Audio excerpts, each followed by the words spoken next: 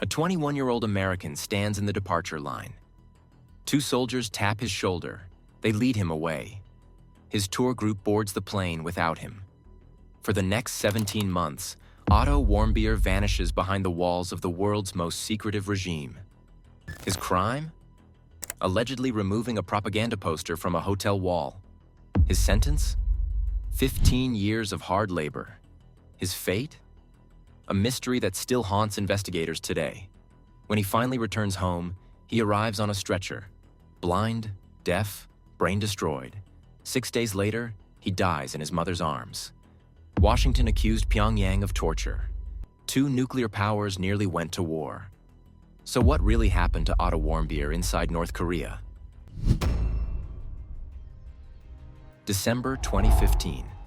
Otto boarded a flight to Beijing during his junior year at the University of Virginia. From there, he would cross into North Korea with his tour group. The 5-day, 4-night package cost $1,200, promising restaurants, bars, sightseeing, and a front-row seat to one of the world's most isolated societies. He booked through Young Pioneer Tours, a company claiming North Korea was extremely safe. The U.S. State Department strongly disagreed, advising Americans against traveling there and warning of potential arbitrary detention. Otto's parents worried, but they trusted their responsible son. As his mother Cindy later said, "Why would you say no to a kid like this?" So they let him go. Otto had just turned 21 years old. He had no idea what awaited him. December 29, 2015. Otto arrives in Pyongyang with a group of tourists from Europe, Canada, Australia, and the United States. Their hotel sits on a small island in the Taedong River. A 47-story tower with 5 restaurants, a bar, a sauna, a massage parlor, and even a bowling alley. One restaurant revolves at the top. Because of its isolated location, travelers call it the Alcatraz of Fun. The tour begins immediately. First stop, the massive bronze statues of Kim Il-sung and Kim Jong-il, the country's first 2 dictators. Each statue stands 70 feet tall. Citizens bow before them throughout the day. State propaganda treats these men as near-divine figures. According to official mythology, when Kim Jong-il was born, a double rainbow appeared in the sky alongside a glowing new star. His birthday remains a national holiday. Whether the reverence is genuine or mandatory, outsiders can only guess. Propaganda covers every surface. Billboards display missiles striking the American capital. Posters carry slogans like, "Let's arm ourselves strongly with Kim Jong-il's patriotism." The tour guides make the rules absolutely clear. Show respect at all times. Ask permission before taking photographs. Any disrespect toward the Kim dynasty carries severe consequences. According to documented cases, a factory janitor once faced prosecution simply for accidentally knocking a portrait off a wall. The Americans in the group receive extra attention. On a visit to the USS Pueblo, a spy ship captured by North Korean forces in 1968, the guide describes the United States as the imperial enemy. The history between these two nations runs deep. During the Korean War, American bombers dropped over 635,000 tons of explosives on the north. Napalm fell on cities and villages. 75% of Pyongyang was destroyed. As many as 1 million civilians perished. A ceasefire ended combat in 1953, but a formal peace treaty was never signed. Technically, North Korea remains at war with South Korea and with America. Most Americans have forgotten this conflict. Historians often call it the Forgotten War. But North Korea remembers everything. Otto's roommate during the trip, Danny Grattan, later recalled that Otto seemed shocked when learning this history. To lighten the mood, the tour group gave Otto a playful nickname, Imperial Enemy. The rest of the tour proceeded smoothly. Sightseeing during the day, restaurants and bars at night. The group even had a snowball fight with local children. Then came December 31st, 2015. New Year's Eve in Kim Il-sung Square. Thousands of North Koreans gathered to watch fireworks and celebrate. The tourists joined them, cameras flashing, spirits high. After midnight, the group returned to their hotel. Some headed to the bar. Danny went bowling. Otto disappeared. When Danny reached their shared room around 4:30 in the morning, Otto was already in bed, sound asleep. Everything seemed fine. 2 days later, everything changed. January 2nd, 2016. The tour ends. Otto's group prepares to leave North Korea. At the airport, officials check passports one by one. When Otto reaches the front of the line, the process takes longer than usual. Much longer. Then 2 soldiers appear behind him. They tap his shoulder. They lead him away. Danny Grattan watches his roommate disappear. He makes a joke. "Well, that's the last we'll ever see of you." He had meant it as humor. It became prophecy. For the next 2.5 months, Otto vanishes from public view. His family receives minimal information. The Swedish embassy in Pyongyang, which handles American affairs in the absence of a U.S. presence, contacts North Korean officials repeatedly. Silence. Then in late February 2016, Otto reappears. Otto stands before cameras at a press conference in Pyongyang. A shaking voice. The young American delivers a confession that sounds like something from another era. On January 1st, 2016, I committed my crime aimed at harming the work ethic and the motivation of the Korean people. According to Otto's statement, a church in his hometown asked him to steal a propaganda poster as a trophy. A secret society at his university encouraged him. The CIA was involved. His mother begged him to abandon the plan, but pressure from the church convinced him to proceed. The story was absurd. The Friendship United Methodist Church denied any connection. The Z Society at the University of Virginia denied any involvement. Everyone who knew Otto said the confession made no sense whatsoever. Experts recognized the signs immediately. The vague references to American institutions, the exaggerated claims of a vast conspiracy, the monotone delivery of someone reading a prepared script. Otto's confession had been coerced. North Korea has a long history of extracting such statements from foreign prisoners. Isolation, sleep deprivation, psychological pressure, and endless interrogation sessions break people down until they will say anything. Otto begged for mercy on camera. He asked for forgiveness. He said his family needed him. "Please, I have made the worst mistake of my life." 2 weeks later, he stood trial in North Korea's Supreme Court. The hearing lasted 1 hour. The central evidence: grainy surveillance footage showing a shadowy figure removing a poster from a hotel wall. The timestamp indicated the early morning hours of January 1st.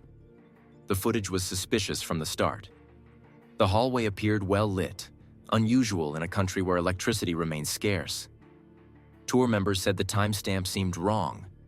Sarah McLaughlin, one of Otto's group mates, told reporters the tour group had still been at the New Year's celebration during the time shown on the video. The time didn't match up at all. Danny Grattan expressed similar doubts. Otto had seemed cautious throughout the trip, nervous even when taking photos with military personnel visible in the background.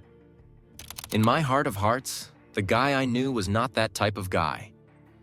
But evidence mattered little in this courtroom. The outcome had already been decided. Otto Warmbier was found guilty of hostile acts against the state. His sentence: 15 years of hard labor. Soldiers handcuffed him and led him from the room. After his sentencing, Otto Warmbier disappeared again.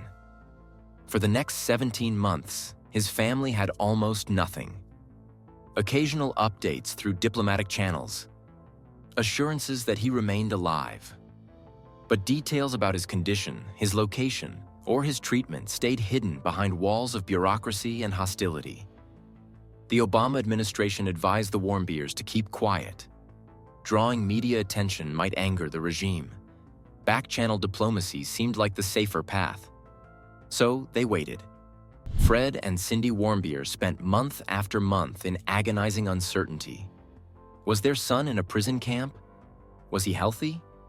Was he being mistreated? North Korea detained American prisoners differently than their own citizens. Foreign captives served as bargaining chips, valuable only if kept in reasonable condition. According to later reports, Otto likely stayed in a guest house in downtown Pyongyang rather than one of the brutal labor camps reserved for North Korean prisoners. According to reports, detained Americans typically faced lighter sentences than local prisoners. Planting soybeans and making bricks. Grueling work, certainly. The regime needed Otto alive and functional. A damaged hostage serves limited purposes in negotiations. Meanwhile, tensions between Washington and Pyongyang escalated.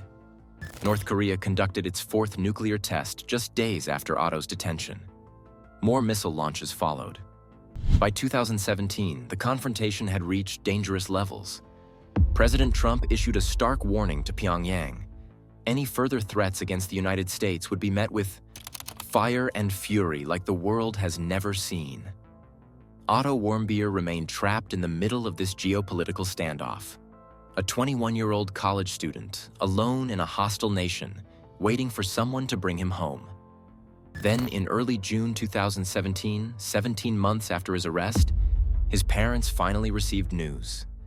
Otto was unconscious. He had been unconscious for over a year. June 13, 2017.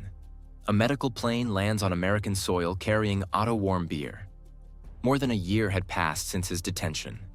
Endless months of silence, uncertainty, and desperate hope. Now, finally, their son was coming home. His parents rushed to meet him at the airport. They had waited so long for this moment. They had imagined reuniting with their boy, embracing him, hearing his voice again. Instead, they find something unrecognizable. Otto lay motionless, his head shaved, a feeding tube snaking from his nose. Guttural sounds escaped his throat. Inhuman, involuntary. His eyes stared at nothing. He could not see them. He could not hear their voices. His body jerked violently in movements that seemed beyond his control. Cindy Warmbier later described hearing a howling, involuntary, inhuman sound, something beyond recognition. The noise came from her son, but it belonged to someone else entirely.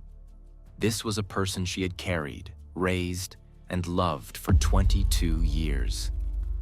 And now she could barely recognize him. Otto was alive, but only technically. The young man was immediately transported to the University of Cincinnati Medical Center. Doctors began extensive tests right away, working through the night to understand what had happened to this patient who had left America healthy and returned in this devastating condition. The results painted a picture more terrible than anyone had feared. Otto's brain had suffered catastrophic damage.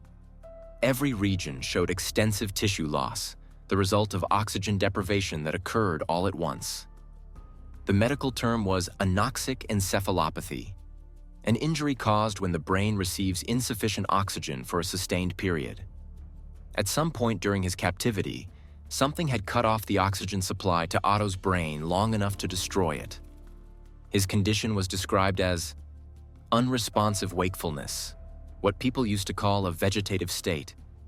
His eyes opened from time to time. He blinked occasionally, but he showed no awareness of his surroundings. He couldn't speak a single word. He couldn't respond to voices or commands. His movements were entirely involuntary, reflexes rather than intentions.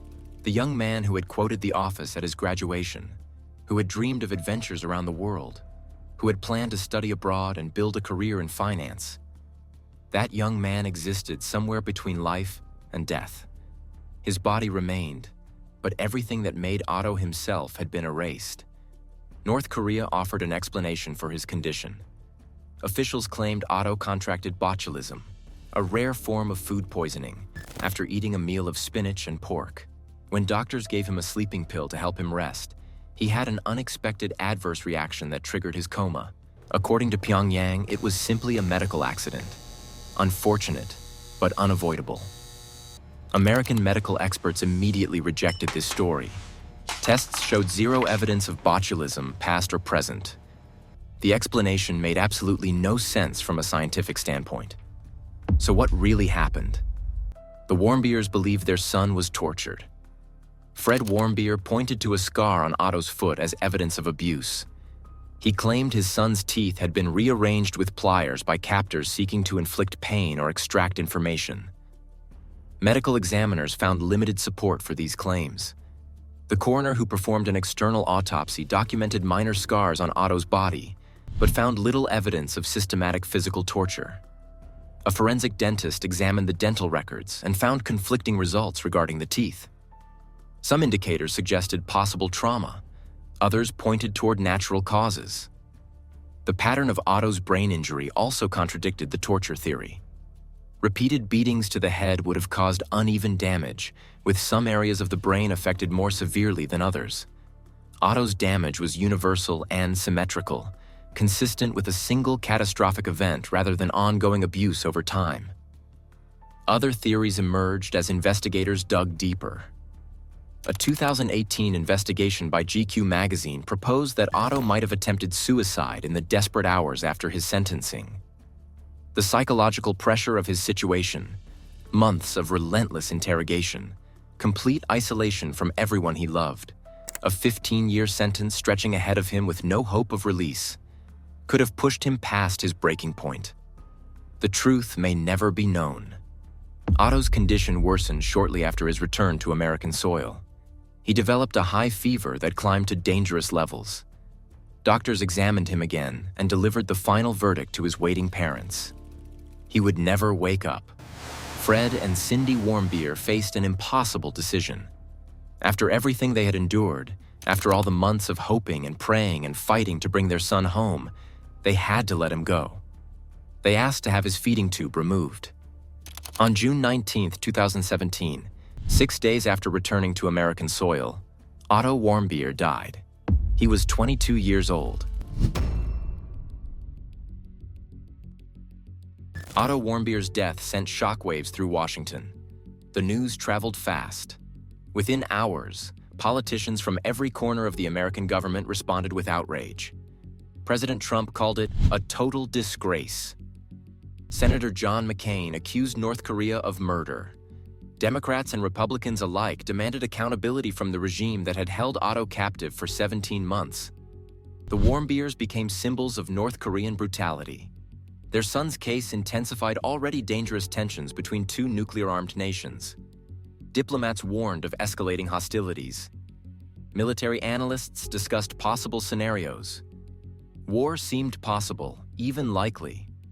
Fred Warmbier appeared on television, wearing the same jacket Otto had worn during his forced confession in Pyongyang. The symbolism was unmistakable. A father carrying the weight of his son's suffering for the entire world to witness. He spoke about what Otto had endured.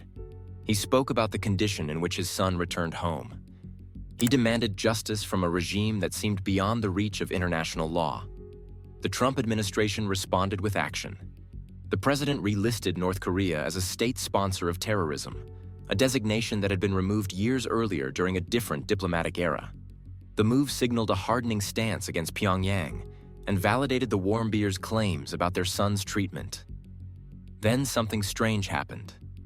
In 2018, Trump announced a summit with Kim Jong-un in Singapore. The same president who had promised fire and fury now posed for photographs with the dictator, smiling and shaking hands. Cameras captured the two leaders exchanging pleasantries. The atmosphere felt almost friendly. After that summit, Otto's name largely disappeared from Trump's public statements. The young man who had once represented everything wrong with the North Korean regime seemed to fade from the conversation. Other priorities took center stage. Other narratives emerged. When reporters asked whether Kim Jong-un knew about Otto's treatment, Trump offered a surprising response. "I don't believe that he knew about it." The Warmbiers felt betrayed. The president who had championed their cause now seemed to be defending the very leader whose government had detained their son. Trump praised Kim Jong-un repeatedly, calling their relationship special and admiring the dictator's abilities. Anybody that takes over a situation like he did at 26 years of age and is able to run it, very few people could do that. Otto Warmbier had become a symbol when it served political purposes. When diplomacy required a different approach, His memory faded into the background. The young man from Ohio had been useful as a rallying cry against a hostile regime. But when the calculus changed, so did the rhetoric. The question of what actually happened to Otto inside North Korea remains unanswered to this day. Was he tortured? Possibly, though medical evidence suggests otherwise. The pattern of his brain injury pointed toward a single catastrophic event rather than repeated physical abuse. Did he attempt to take his own life? That theory fits the available facts, but proof exists only in speculation. The psychological pressure of months of interrogation followed by a 15-year sentence could have pushed anyone past the breaking point. Did the regime accidentally harm their valuable hostage through incompetence or neglect? That remains plausible. Medical errors happen. Reactions to drugs occur. Captors focused on keeping a prisoner alive might still fail through simple mistakes. What we know with certainty is this. Otto Warmbier traveled to North Korea as a curious young man seeking adventure. He was detained for an alleged crime that most countries would consider minor vandalism at worst. He endured a sham trial designed to produce a predetermined verdict. He spent 17 months in captivity, and something during that time destroyed his brain. He came home in a condition beyond recognition and died surrounded by the family who loved him. The Warmbiers later won a lawsuit against North Korea, with a judge awarding them over $500 million in damages. Collection remains essentially impossible.